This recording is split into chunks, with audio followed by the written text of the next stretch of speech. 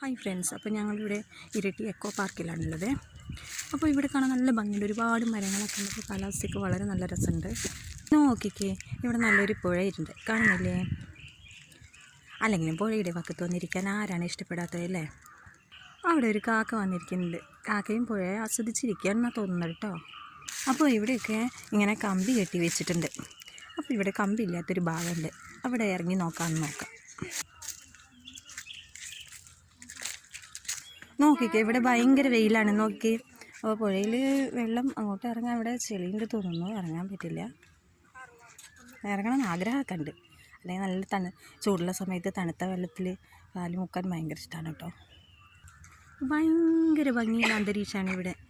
നോക്കിക്കേ, അങ്ങോട്ട് നോക്കിയാൽ കാണാം ഒരുപാട് മരങ്ങൾ നിൽക്കുന്നത് അല്ലേ.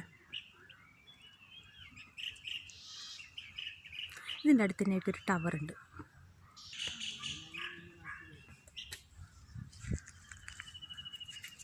നോക്കി, അവിടെ പുഴയുടെ ഭംഗി ആസ്വദിച്ച് നിൽക്കുകയാണ്.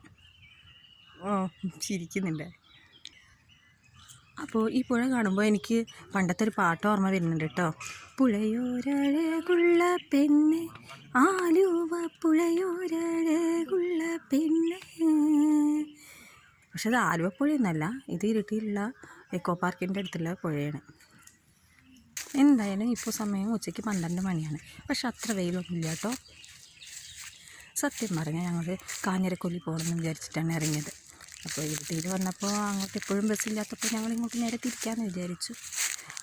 വരുമ്പോൾ നഷ്ടമാണെന്ന് വിചാരിച്ചു, പക്ഷെ അത്ര നഷ്ടമൊന്നുമില്ല. ഇവിടെ വന്നപ്പോൾ വളരെ നല്ല അന്തരീക്ഷമാണ്.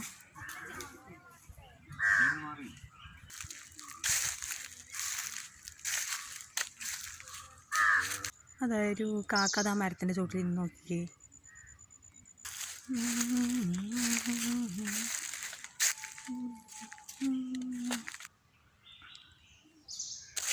പുതുമഴയായി വന്നു ഞാൻ, പുളകം കൊണ്ടിഞ്ഞു ഞാൻ. അപ്പോൾ ആളുകളൊക്കെ കുറേയൊക്കെ വന്ന് തുടങ്ങുന്നുണ്ട്. നേരത്തെ തന്നെ അപ്പോൾ ഓരോരുത്തരായിട്ട് ഇങ്ങനെ വരുന്നുണ്ട്.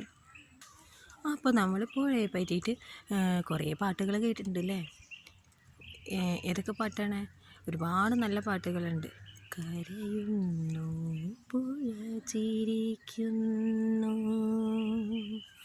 കരയുന്നു പുഴ ചിരിക്കുന്നു. ഒരുപാട് പേര് ആസ്വദിച്ച പാട്ടാണതല്ലേ. അതുപോലെ തന്നെ ഞാൻ വളരെയധികം ഇഷ്ടപ്പെടുന്ന ഒരു ലളിതഗാനമാണ്. പുഴയുടെ തീരത്ത് എന്നുള്ള ഒരു ലളിതഗാനുണ്ട്, അടിപൊളി പാട്ടാണ് കേട്ടോ അത്. അപ്പോൾ ഞാൻ പാട്ട് പാടുന്ന കേട്ടിട്ടുണ്ടോ? അവിടെ ഇരുന്നൊരു കാക്കയും പാട്ട് പാടുന്നുണ്ട്.